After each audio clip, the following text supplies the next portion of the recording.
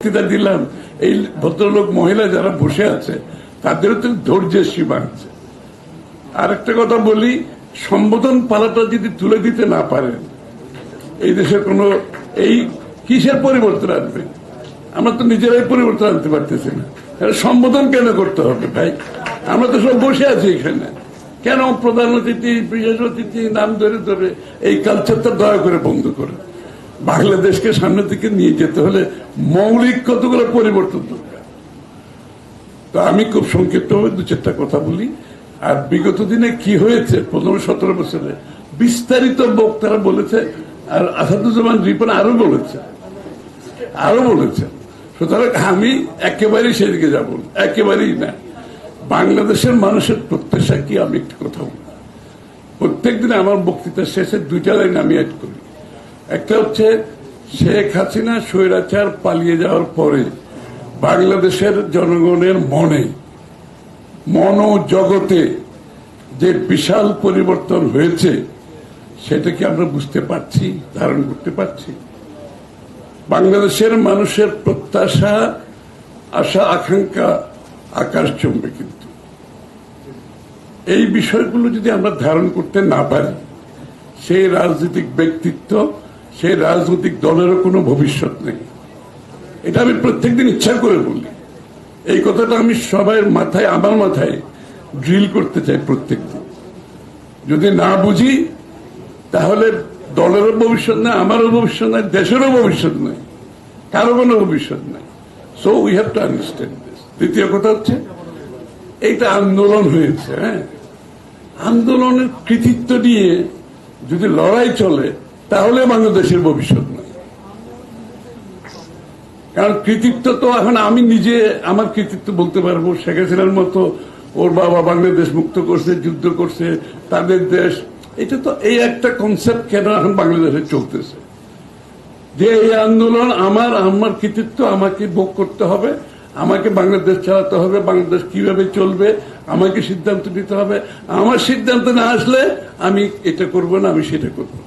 একটা কালচার, এই কালচার থেকে তো বেরিয়ে আসতে হবে। এটা কৃতিত্ব, অনেকে বলেছেন এটা কৃতিত্ব নেওয়ার দরকার নেই। তো আমি নিজে বহুবার জেলে গেছি, আমার পরিবার অসুস্থ হয়ে গেছে, আমার ছেলে আমার ওয়াইফ অসুস্থ। তো আমি এগুলো কৃতিত্ব নিতে থাকবো নাকি আমি ভবিষ্যতের দিকে যাব? আমি তো কোনো কৃতিত্ব নেওয়ার দরকার নাই, এটা আমি দায়িত্ব পালন করছি। আমি বাংলাদেশের নাগরিক হিসাবে আমার দায়িত্ব পালন করছি। যারা মুক্তিযুদ্ধ করেছে তারা দেশের স্বার্থে, জাতির স্বার্থে, মানুষ বাংলাদেশের জনগণের স্বার্থে মুক্তিযুদ্ধ করে। এখন মুক্তিযুদ্ধ আপনি সারা জীবন বিক্রি করতে থাকবেন, এই কালচার তো ঠিক না। মুক্তিযুদ্ধ যারা সত্যিকার করেছে তারা কিন্তু যার যার কাজে ফিরে গেছে। আপনি দেখেন যে রহমান সাহেব আবার উনি ব্যারেকে ফিরে যায়নি, উনি মুক্তিযুদ্ধ ঘোষণা দিয়েছেন, উনি ফ্রন্ট লাইনে যুদ্ধ করেছেন, স্বাধীন করেছেন, কিন্তু উনি তো ওনার ব্যারেকে ফিরে গেছেন। প্রফেসর যারা যুদ্ধ করেছে কলেজে চলে গেছে, ছাত্ররা স্কুলে চলে গেছে। এখন ওরা যদি বলে দেয় ভাই আমরা যুদ্ধ করছি, এখন আমি তো আমার দেশ চালাইতে হবে, আমি দেশের মালিক হয়ে গেলাম, আমার কথা মতো দেশ চলতে হবে, এই কালচার থেকে বেরিয়ে আসতে হবে। হিস্টোরিক্যালি যেটা এখন বিশ্বে যেটা হয়েছে, আমি একটু আমরা রিসার্চ করেছি এটার উপর। যে সমস্ত দেশ বিপ্লবোত্তর অথবা এরকম ঘটনা বাংলাদেশে যেটা আপরাইজিং, মাস আপরাইজিং, যে সমস্ত দেশ এই উত্তর বিপ্লব উত্তর, মাস আপরাইজিং উত্তর দেশ যত তাড়াতাড়ি ইলেকট্রাল প্রসেসের মাধ্যমে গণতান্ত্রিক প্রক্রিয়ায় যেতে পেরেছে, ওই দেশগুলো বেঁচে গেছে এবং ওই দেশগুলো ভালো করছে। আর যেই দেশগুলো এই বিপ্লব উত্তর সময় আমার দাবি ওর দাবি করতে করতে ঝামেলা পাকাইছে, ওই সমস্ত দেশে গণতন্ত্রও নেই, অর্থনীতিও নাই, সমাজও নাই, ওখানে গৃহযুদ্ধ চলছে, ওখানে সমাজে বিভক্তি চলছে, ওই দেশের অর্থনীতি বিধ্বস্ত হয়ে গেছে।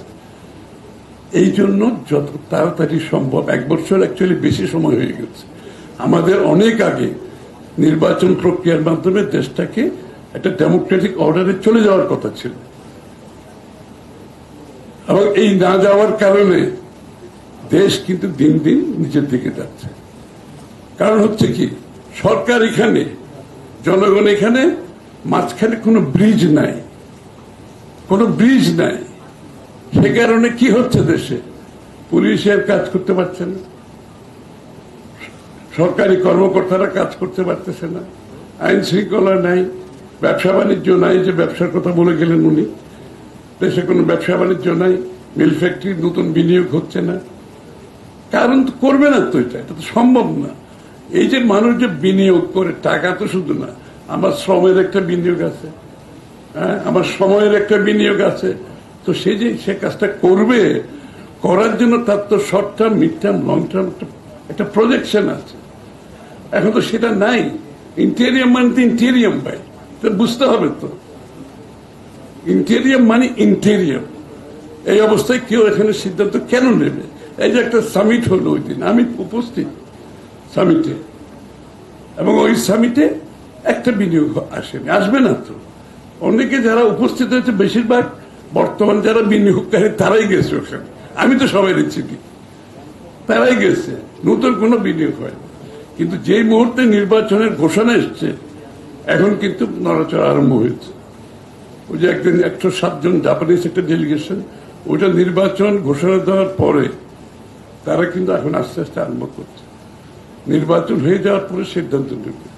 তারা কিন্তু অবজারভেশনে আসছে, দেখছে, ব্যবসায়ীরা প্রস্তুতি নিচ্ছে নির্বাচন উত্তর পরবর্তীতে বিনিয়োগ করবে।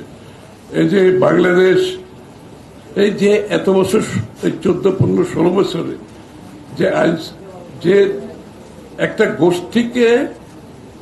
গোষ্ঠীভিত্তিক একটা অর্থনীতি গড়ে উঠেছে, যে পৃষ্ঠপোষকতার যে শুধুমাত্র রাজনীতিতে হয়েছে তা না, অর্থনীতিতে যে পৃষ্ঠপোষকতা হয়েছে, যার কারণে মার্কেট ভেঙে গেছে, মুক্তবাজার অর্থনীতির কনসেপ্ট ধ্বংস হয়ে গেছে। এই জন্য বিএনপির একটা বড় স্লোগান কি জানেন? Democratisation of economy. আপনি খালি রাজনীতিতে ডেমোক্রেটাইজেশন করবেন আর অর্থনীতি আপনার পকেটে থাকবে, আপনার লোকের পকেটে থাকবে, democracy will not work. Democracy তখনই কাজ করবে আপনার রাজনীতি গণতন্ত্রায়ন হবে, অর্থনীতি গণতন্ত্রায়ন হবে, সমাজতন্ত্র গণতন্ত্রায়ন হবে, আপনার পরিবারও গণতন্ত্রায়ন হতে হবে। তখনই বাংলাদেশে আপনি গণতন্ত্র কাজ করবেন। এই গণতন্ত্রের অর্থ হল সকলের জন্য সমান অধিকার। বাংলাদেশের অর্থনৈতিক কর্মকাণ্ডে প্রত্যেকটি নাগরিকের অংশগ্রহণের সমান অধিকার নিশ্চিত করতে হবে। সবাই যার যার অবস্থান থেকে অর্থনীতিতে, রাজনীতিতে, সমাজে অংশগ্রহণ করার ব্যবস্থা থাকলে সেটাই হবে গণতন্ত্র। আমরা খালি ভোট দিয়ে নির্বাচিত করলাম, এটা একমাত্র গণতন্ত্র না। তা আমাদেরকে, যারা আমরা রাজনীতি করি, যারা আমরা দেশের পলিসির কথা বলি, আমাদেরকে এগুলো অনুধাবন করতে হবে, ধারণ করতে হবে এবং নিশ্চিতভাবে ডেলিভার করতে হবে। এখন খালি আপনি রেটরিকের মাধ্যমে রাজনীতির দিন শেষ হয়ে গেছে। এই জন্য বিএনপির পক্ষ থেকে যেটা আমরা বলছি পরিষ্কারভাবে, এই অনেকগুলো যে শ্রমিকদের কথা বলা হচ্ছে, কৃষকদের কথা বলা হচ্ছে, আমরা কিন্তু প্রত্যেকের ব্যাপারে, প্রত্যেকের অংশগ্রহণ, অধিকার, নাগরিক অধিকার, সাংবিধানিক অধিকার, গণতান্ত্রিক অধিকার সবগুলো নিশ্চিত করে অর্থনীতি, রাজনীতি চালাতে হবে। এই জন্য বিএনপির পক্ষ থেকে আমরা একেবারে গ্রামে গঞ্জে যারা থাকে, এই যে আমাদের কামার, কুমার, তাঁতি থেকে শুরু করে আমরা কিন্তু সব জায়গায় যাচ্ছি। এখন আপনারা খেয়াল করছেন কিনা আমি জানি না, আমরা কিন্তু সবার কাছে যাচ্ছি। আমরা কিন্তু এদেরকে আগামীর অর্থনীতিতে অংশগ্রহণ কিভাবে নিশ্চিত করতে পারি, তাদের উপর সরকারের বিনিয়োগ কতটুকু হতে পারে, যে তাদেরকে আমরা টেকনিক্যাল সাপোর্ট দেব, তাদেরকে আমরা ফাইন্যান্সিয়াল সাপোর্ট দেব, তাদেরকে আমরা ডিজাইনিং সাপোর্ট দেব, তাদেরকে আমরা ব্র্যান্ডিং সাপোর্ট দেব, তাদেরকে আমি মার্কেটিং এর প্ল্যাটফর্ম দেব, লাইক অ্যামাজন, আলিবাবা যেগুলো আছে। আপনার প্রত্যেকদিন অ্যামাজন কিনতেছেন না? আমার দেশের, সারা বিশ্বের, আমি থাইল্যান্ডের কোন গ্রামে কি হচ্ছে আমি অনলাইনে কিনতেছি না? বাংলাদেশের কেন পারবেন? আমাদের যারা কুটির শিল্প যারা কেন পারবে না? তাদেরকে গভর্নমেন্টের সাপোর্ট দিতে হবে। ওখানে আমি নিজে ভিজিট করেছি থাইল্যান্ডে, ওদের গভর্নমেন্ট সাপোর্ট দিয়ে প্রোডাক্টকে ব্র্যান্ডিং করে এমন জায়গায় নিয়ে আসছে, ওর গ্রামে বসেও বিক্রি করতেছে অ্যামাজনে, আলিবাবাই। আমরা সেই সাপোর্টটা দেব, আমরা সেই বাজেটটা করব। বিএনপি সিদ্ধান্ত নিয়েছে বলে আমরা কিন্তু অলরেডি কাজ শুরু করেছি এগুলোর উপর। এক্সাম্পল আপনি ধরেন এই এই শিক্ষা স্বাস্থ্যের কথা আমরা বলছি, ডেমোগ্রাফিক ডিভিডেন্ড। হ্যাঁ, তো শিক্ষা স্বাস্থ্য ছাড়া তো ডেমোগ্রাফিক ডিভিডেন্ড হবে না। এই জন্য বিএনপি সিদ্ধান্ত নিয়েছে স্বাস্থ্য খাতে জিডিপির 5% বিনিয়োগ, আপ টু 5% বিনিয়োগ করবে। এখন মাত্র 1% নিয়েছে, তাও আবার চুরি করে ওটাও শেষ। আপ টু 5% মানে অনেক বড় অঙ্ক। তো 5% স্কুল কলেজ আর ক্যারিকুলাম তো আছে, এটার সাথে স্কিলিং। ওই যে আমাদের শ্রমিক নেতা একজন উনি আছেন নাকি, শ্রমিক নেতা একজন বলেছেন, সঠিকভাবে বলেছেন, এই যে যারা শ্রমিকদের স্কিলিং অত্যন্ত ইম্পর্টেন্ট। আমরা যে বিদেশি শ্রমিক পাঠাচ্ছি আনস্কিল, ও পায় $500, আর ইন্ডিয়ার স্কিল লেবার পাচ্ছে $2000, $1000। তা আমাদের শ্রমিকটা আমরা স্কিল করে পাঠাতে হবে, আমাদের নার্সদের আমরা স্কিল করতে হবে। এই জন্য আমাদের যে 5% জিডিপি শুধুমাত্র স্কুল কলেজের এডুকেশন না, স্কিলিং এর জন্য, রিস্কিলিং এর জন্য, আপ স্কিলিং এর জন্য। একটা লোক স্কিল আছে, ধরেন তার কাজটা দেয়, তাহলে আমি তাকে রিস্কিল শিখাতে হবে অথবা আপ স্কিলিং করতে হবে। যেই কাজ ওখানে আরো স্কিল দরকার, আপ স্কিলিং দরকার। এইগুলো আমাদের 31 দফার মধ্যে তো আপনি আউটলাইন দেখতেছেন, আমরা এগুলো ডিটেলস কাজ করেছি। এই যে আমরা কোথায় কত টাকা ইনভেস্ট করব, আমরা বলছি 18 মাসে 1 কোটি লোকের চাকরি দেব। অনেকে বলতে পারেন এটা একটা পলিটিক্যাল স্টেটমেন্ট, হতে পারে পলিটিশিয়ানরা তো এসব আজে বাজে কথা বলেই না। মানুষ যদি অবিশ্বাস করে সেটা তার দোষারোপ করে আমি পারবো না। বাট আমাদের it's not a political state. আমরা হিসাব কিতাব করে বলেছি আমরা স্কিলিং এ কত খরচ করব। এই যে স্কিল যারা করবো সেই তো চাকরি পাবে। আমরা 1 কোটি চাকরির যে কথা বলছি 18 মাসে, এই যে স্কিলিং এর মাধ্যমে হবে। আপনি ইন্টারনেট রোবাস্ট নেটওয়ার্ক দিয়ে গ্রামে গঞ্জে আমরা কল সেন্টার করব, বিপিও করব, ডেটা সেন্টার করব। এটা কোনো অলরেডি কিন্তু বাংলাদেশের ছেলেমেয়েরা প্রায় 2 লক্ষের কাছাকাছি আপনি ওরা প্রাইভেটলি কিন্তু এগুলো কাজ করতেছে। আমরা এটা মনিটাইজ করতে হবে, এটার পরিধি বাড়াতে হবে, এটার জন্য নীতিমালা প্রণয়ন করতে হবে। ওরা টাকা আসতে পারে না, প্যাপেল নাই বাংলাদেশে আনার জন্য টাকা। আমরা প্যাপেলের কথা অলরেডি বলেছি, আমরা প্যাপেল দিয়ে দেব। প্যাপেল না পারলে আরো একটা প্ল্যাটফর্ম দেব, যাতে করে যারা এই সমস্ত কাজ করবে তারা ইজিলি টাকা আনতেও পারবে, পাঠাতেও পারবে। ওয়ান ওয়ে ট্রাফিক দিয়ে কোনো ব্যবসা হয় না, আপনি আনা নেওয়া দুইটাই সুযোগ দিতে হবে। এবং গ্রামে গঞ্জে বসে কিন্তু কল সেন্টারে কাজ করতে পারবে, ডেটা সেন্টারে কাজ করতে পারবে। এগুলো আমরা সিদ্ধান্ত নিয়েছি এবং ইন্টারন্যাশনালি এক্সপার্ট যারা আছে অলরেডি বিএনপির সাথে কাজ করতেছে। আমি বলতেছি গোল্ডম্যান স্যাক্সের 11 বছর যে এমডি ছিল Bangali, he is working with BNP. মাইক্রোসফটের ভাইস প্রেসিডেন্ট এখন বিএনপির সাথে কাজ করতেছে বাঙালি। আমরা কিন্তু এগুলো সব প্ল্যান আউট করতেছি, এখানে পলিটিক্যাল স্টেটমেন্ট আমি করতেছি না। আগামীর আমরা বুঝি, আগামীর বিএনপি যদি সরকারে যাইছে কত কঠিন আমরা এটা বুঝি বলে এখন থেকে ভয়ের মধ্যে আছি, বুঝেন না, ভয়ের মধ্যে আছি। এভরিডে আমরা প্রস্তুতি কি হবে যাতে 6 মাস 1 বছর 18 মাসে ডেলিভারি যদি আমি করতে না পারি, মানুষের ধৈর্য নাই, কিন্তু বুঝতে হবে আকাঙ্ক্ষা আকাশ চুম্বি। এই জন্য আমাদের এই ভবিষ্যৎ নিয়ে আমরা চিন্তা করছি এবং প্রত্যেকটা স্বাস্থ্য শিক্ষা খাতে তবে স্বাস্থ্য সার্বজনীন স্বাস্থ্যের ঘোষণা আমরা দিয়েছি, অর্থাৎ প্রাইমারি হেলথ কেয়ার আপনাকে ফ্রি দেওয়া হবে, primary health care, preventive health care আপনাকে ফ্রি দেওয়া হবে। এটা বড় গভর্নমেন্টের একটা বিরাট ইনভেস্টমেন্ট আছে। অনেকে বলছে আপনারা যে বলছেন টাকাটা আসবে কোথেকে, টাকাটা কোথেকে আসবে? তারপরে হিসেব কিতাব করেছে তো, যে ওয়েস্টেজ হয় বাংলাদেশের বাজেটে, যে চুরি হয়, দুর্নীতি হয়, এগুলো আপনাকে বন্ধ করে দিতে হবে। এবং ওই যে সোশ্যাল সেফটি নেটের নামে কত 18টা 20টা না কতগুলো সেক্টরে যায়, এগুলো অর্ধেক হচ্ছে ডেলিভারি হয় না, পয়সা সব চুরি, দুর্নীতি। আমার দরকার তো নাই। আমি তাকে স্বাস্থ্য আর শিক্ষা যদি দিয়ে দিই, একটা পরিবারের মাসে 10,000 টাকা সেভ হবে, ওটা তো তার পকেটে টাকা। আমি তো ডেলিভারিটা ইজি করতে হবে। আমি ক্যাশ ডেলিভারি করতে হলে চুরি, দুর্নীতি, ডেলিভারি হবে না, এই জন্য আমি ক্যাশ ডেলিভারি দরকার নেই। আমি তার স্বাস্থ্য ঠিক রাখি। স্টান্টেড চিলড্রেন হলেও তো কাজ করতে পারবে না, ও পুষ্টির দরকার। ওর এডুকেশন না থাকলে আপনার ডেমোগ্রাফিক ডিভিশন কি হবে, ওকে কোথায় হবে চাকরি, কথা আমি বলতে কোথায়। তো you just give them this, আর কিছু তো লাগছে না। পরিবারের এই খরচ যদি বাঁচান, এই খরচে তার পরিবারেই তো খরচ করবে, এবং তার ছেলে মেয়েদের পুষ্টির জন্য এই টাকাটা তারপর। সুতরাং আমরা ডেলিভারিটা যেখানে ওয়েস্টেজ ওগুলো বাদ দিয়ে আমরা এমন কিছু নাগরিকদের সহজ, যেটা বিশ্বের সব সভ্য দেশগুলোতে আছে। ওই যে ইউকে থেকে যারা আছে আপনি জানেন যে NHS system, national health care, আলিয়ার ভালো প্রেজেন্টেশন দিয়েছো তুমি আজকে। আলিয়ার তো জানো স্বাস্থ্য ফ্রি হেলথ কেয়ার, এই টাকাটা তো সবার পকেটে আছে, সবাই খরচ করতেছে। আমাদেরকে এই জায়গায় নিয়ে যেতে হবে দেশকে, এবং এই জন্য আমরা স্পেসিফিক্যালি বলতেছি GDP-র 5% বিনিয়োগ করবো স্বাস্থ্য খাতে।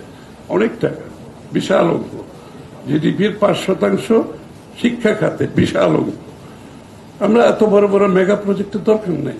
আমার দেশের মানুষকে আমি বঞ্চিত করে পকেটে চুরি করার জন্য মেগা প্রজেক্ট করার আমার দরকার নেই। যেটা একেবারে প্রয়োজন সেটা করব। এই সমস্ত নাম কেনার জন্য, উন্নয়নের নাম দিয়ে দেশের মানুষকে বঞ্চিত করা, এটা কোনো রাজনীতিও না, কোনো তার নাগরিক অধিকার থেকে বঞ্চিত করা। সো ডেলিভারেবল যেগুলো আমরা পরিষ্কারভাবে বলেছি, আমি তো বলেছি একেবারে গ্রামের কামার কুমার থেকে শুরু করে লেভেল প্লেইং ফিল্ড থাকতে হবে। তো সবাইকে পার্টিসিপেট করতে না পারে, খালি ম্যানুফ্যাকচারিং দিয়ে তো GDP হবে না। এই লোকগুলো যখন তাদের ইনকাম করবে গ্রামে গঞ্জের থেকে, তার এক্সপোর্ট করতে পারবে, ব্র্যান্ডিং হবে, এদের তো জীবনযাত্রার মান উন্নতি হবে। এরা খরচ করবে, এরা খরচ করলে ইকোনমি ড্রাইভ করবে। এদের পণ্য তো এক্সপোর্ট করে আপনার টাকা আসবে, আপনার IT রিলেটেড ব্যবসার মাধ্যমে টাকা আসবে, এবং এদের জীবনযাত্রার মান যত বেশি উন্নত হবে ইকোনমিতে সার্কুলেট করবে। তো আমরা ভবিষ্যতে বেশি বিগত দিনে নিয়ে বিএনপির যে কি বলে ওই গ্লোরি, যে আমরা স্যাক্রিফাইস করছি, তো আমি স্যাক্রিফাইস করছি বলে আমি প্রত্যেকদিন বলতে হবে এটাকে আমার অধিকার। আমি তো দেশের জন্য স্যাক্রিফাইস করেছি। এটা আমি আবারও বলছি যে মুক্তিযুদ্ধ করেছি আমার সারা জীবন, এখন দেশ আমাকে দেখাশোনা করতে হবে। আমার 14 গোষ্ঠী মুক্তিযুদ্ধ বিক্রি করতে করতে করতে করতে দেশই ধ্বংস হয়ে গেল। আবার এখন শুরু হয়েছে আরেক বিক্রি শুরু। এটা আরেকটি, এটার কৃতিত্ব কে নেবে? তো বিএনপি তো আমরা তো বলছি আমরা কোনো কৃতিত্ব নিচ্ছি, এটা বাংলাদেশের মানুষের কৃতিত্ব, আমাদের কোনো কৃতিত্ব না। আমি আমার দায়িত্ব পালন করেছি নাগরিক হিসাবে। মানুষ এগিয়ে আসছে, ঘটেছে, দেশের মানুষ আজকে লাভবান। আমরা এখন সামনের দিকে যাই, এটা বেচা বিক্রির তো দরকার নাই। আমি কি করেছি না করেছি প্রত্যেকদিন বলতে থাকবো। আমাকে সাংবাদিকরা আপনার জেলের অভিজ্ঞতা, আমি তো রাখো জেলের চ্যাপ্টার শেষ হয়ে গেছে, তুমি আমাদের জিজ্ঞেস করো বাংলাদেশের জন্য কি করবেন, এটা আমাদের জিজ্ঞেস করো। ওই চ্যাপ্টার শেষ, ওই গল্প বলতে চাই না। ওই গল্প যদি শুরু করেন, ওই গল্পের শেষ নাই, আপনার কোনো কাজ হবে না, কোনো কাজ করতে পারবেন না। আমরা ঐক্যবদ্ধভাবে জাতি হিসেবে একসাথে এগিয়ে যাই। এটা হলো তারেক রহমান সাহেবের যে পুঙ্খানুরূপে প্রত্যেকটি বিষয়ের উপর কিন্তু অলরেডি আমরা অবস্থান নিয়েছি ওনার নির্দেশে, ওনার, এবং উনি প্রত্যেকটি বিষয়ে যে স্বাস্থ্য, শিক্ষা, গ্রামে গঞ্জের মানুষ, প্রত্যেকটি মানুষের, শিক্ষকদের লেখাপড়ার, এই যে লেখাপড়ার ব্যাপারে বলছেন, লেখাপড়া তো নাই বাংলাদেশে, ইনস্টিটিউশন ফিনিশ। তাহলে আপনাকে এটা বিল্ড আপ করতে হলে কি ধরনের লেখাপড়া চান? আবার ওই ধরনের লেখাপড়া না, আপনার প্রাইমারি স্কুল থেকে আপনাকে ইয়েতে টেকনিক্যাল এডুকেশন নিতে হবে, বিদেশে যেটা আছে, একদম প্রাইমারি থেকে তার মানসিকভাবে টেকনিক্যাল মাইন্ড ডেভেলপ করতে হবে। যাতে সব ডাক্তার ইঞ্জিনিয়ার তো হবে না, আমার এই লোকগুলোতে স্কিল ডেভেলপ করে তার ইনকাম। আমাদের একটা প্লাম্বার নাই, একটা ইলেকট্রিশিয়ান নাই, প্রপার নাই, এমনি ফ্যামিলিগত কাজ করে যাচ্ছে, এডুকেটেড নাই। এডুকেটেড হলে আপনি বিদেশে তো, যে এখন $500 যায় মাসে, তার মাসে ইনকাম হবে $5,000 প্লাম্বারের, ইলেকট্রিশিয়ানের হবে $5,000 500 জায়গায়। তা আপনার রেমিটেন্স কোথায় যাবে আপনি চিন্তা করেছেন? আপনার মানব সম্পদ উন্নয়ন হচ্ছে সবচেয়ে বড় উন্নয়ন। আমার 18 কোটি মানুষকে যদি আমি মানব সম্পদে পরিণত করতে পারি, ইনভেস্ট করতে পারি, এই জন্য GDP-র 5% ইনভেস্ট করা হচ্ছে, অনেক টাকা। শিক্ষা স্বাস্থ্য খাতে, যে আমার এই জনসংখ্যাকে মানব সম্পদে পরিণত করতে হবে, ওই ইনভেস্টমেন্ট করতে হবে আপনাকে। মানুষের স্বাস্থ্য ঠিক রাখতে হবে, লেখাপড়া ঠিক রাখতে হবে, প্রত্যেকটি পরিবারের জন্য নিশ্চিত করতে হবে। এটা তার নাগরিক অধিকার। এটা তো আমি কাউকে ফেভার করতেছেন না। আপনি তো ফেভার করতে করতে অর্থনীতি 12টা বেজে গেছে। এটা দরকার, ওর ওইটা দরকার, কিন্তু যারা নাগরিক তার অধিকার কই, তার পাওনাটা কোথায় কি? সুতরাং পলিটিক্স হ্যাজ চেঞ্জড, আকাঙ্ক্ষা বদলে গেছে। রাজনীতির জবাবদিহিতা অন্য লেভেলে যাবে এবং যাওয়া উচিত। আমাদেরকে সেটা বোঝা উচিত, ধারণ করা উচিত। ওইভাবে আগামীর বাংলাদেশ তারেক রহমানের নেতৃত্বে আমি আশা করি আপনাদের সকলের সহযোগিতায় আমরা করতে পারবো। সবাইকে ধন্যবাদ।